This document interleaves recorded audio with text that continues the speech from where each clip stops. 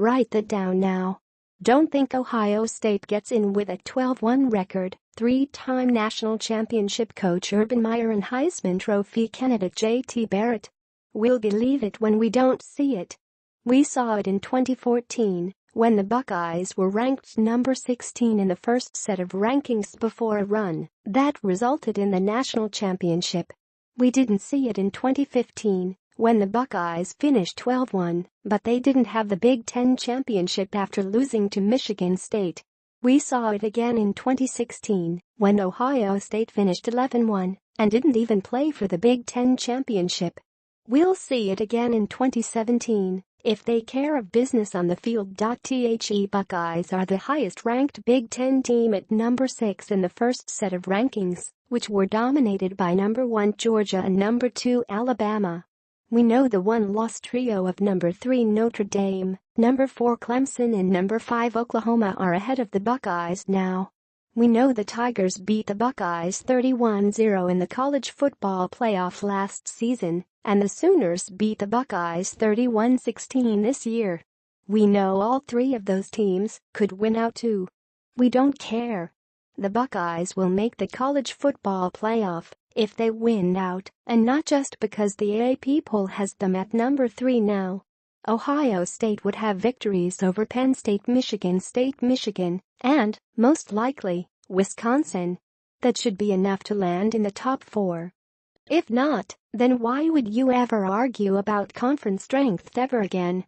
We obsess about conference rankings.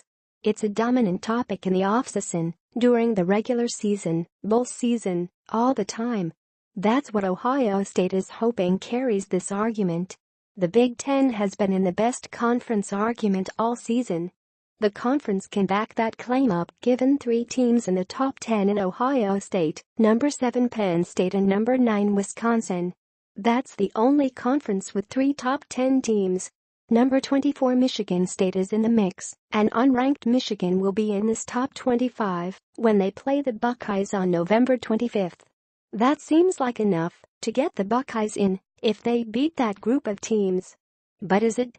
The second Pac-12 had the most teams in the first set of rankings, but the Pac-12's highest-ranked team is Washington at number 12. The Pac-12 also is generally considered the first conference out of the playoff mix. And the sect? Alabama and Georgia are fine for now, but they still have to play at the end of the road. We'll see what the score looks like next to Ohio State and Penn State's 39-38 instant classic.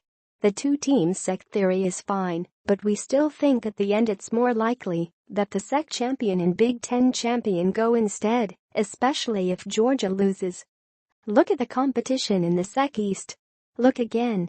It's not there. As for the next 3 teams, we'd also take Wisconsin, Michigan State and unranked Michigan over Auburn, Mississippi State and LSU head-to-head in any order. Feel free to disagree. Who cares? Conference strength doesn't matter more than winning out at this point. If there's a dominant concern from the first set of rankings, then that's it. Ohio State can't lose again.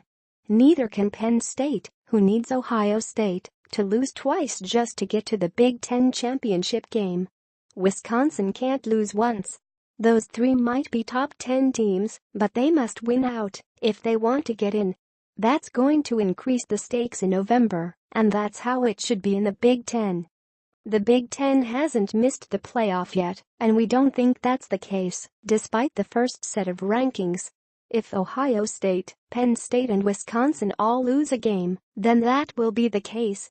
But one of those teams should win out the regular season, and we have a feeling 2 out of Georgia, Notre Dame, Clemson, and Oklahoma won't be in at the end of it. If it comes down to a Big Ten champion versus Notre Dame for the final spot, then, well, get ready for the argument of all arguments. We still don't see Ohio State or a Big Ten champion losing that one either, especially with the benefit of a conference championship game.